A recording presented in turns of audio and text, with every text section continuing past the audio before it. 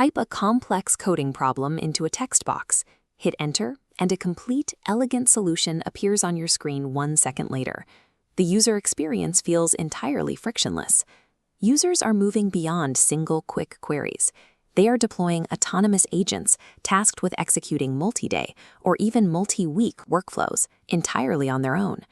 Multiplying those complex, sustained requests across hundreds of millions of users has slammed straight into the physical limits of the global computing supply chain.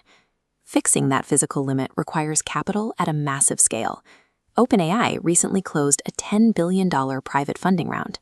To put that in perspective, that single private raise is roughly 4 times larger than the largest public market offering in history. The idea of a weightless cloud is an illusion. Preventing artificial intelligence from becoming a heavily rationed luxury for the rich requires executing the largest physical infrastructure build-out in human history. OpenAI CEO Sam Altman operates on a very specific mandate. His goal is to flood the world with intelligence, turning it into a standardized, metered utility that is as cheap and ubiquitous as water or electricity. Delivering that level of abundance means the primary hurdle is no longer about writing better code. It is a heavy industry civil engineering challenge. The current frontier of this build-out is happening in places like Abilene, Texas, where massive gigawatt-capacity data center campuses are actively under construction. These sites require enormous human coordination. Up to 10,000 skilled tradespeople are needed on a single site, working around the clock to install industrial chillers, server racks, and sprawling cooling systems.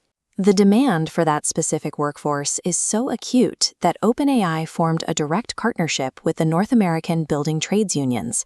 This is a massive labor organization representing millions of workers across the construction industry.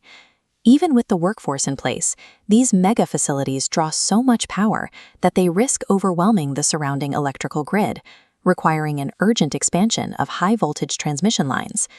The true choke points delaying the next generation of artificial intelligence are not algorithmic. They are the physical delays in manufacturing heavy industrial components like voltage transformers, memory fabs, and turbines. To understand why these systems demand so much physical infrastructure, you have to split AI workloads into 2 distinct phases: training and inference.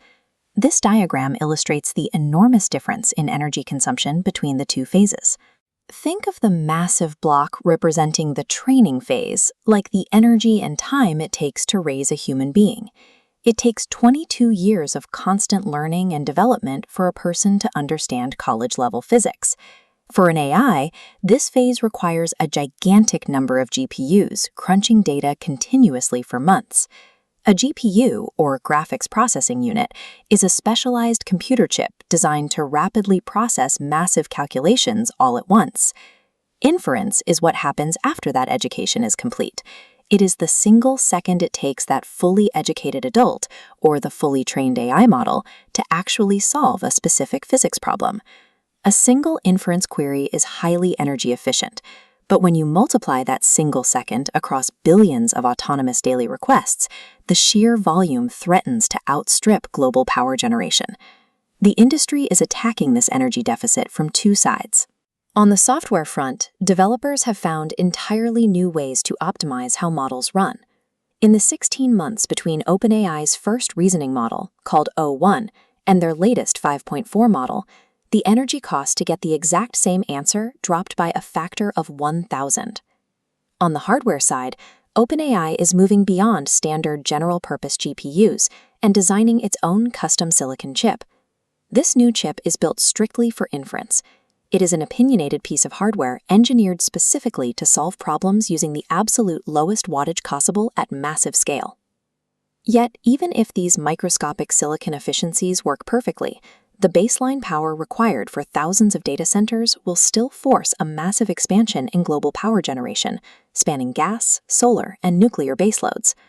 Meeting this demand curve requires a strange dual reality: executing atomic-level efficiencies on a silicon wafer while simultaneously pouring concrete for gargantuan power plants.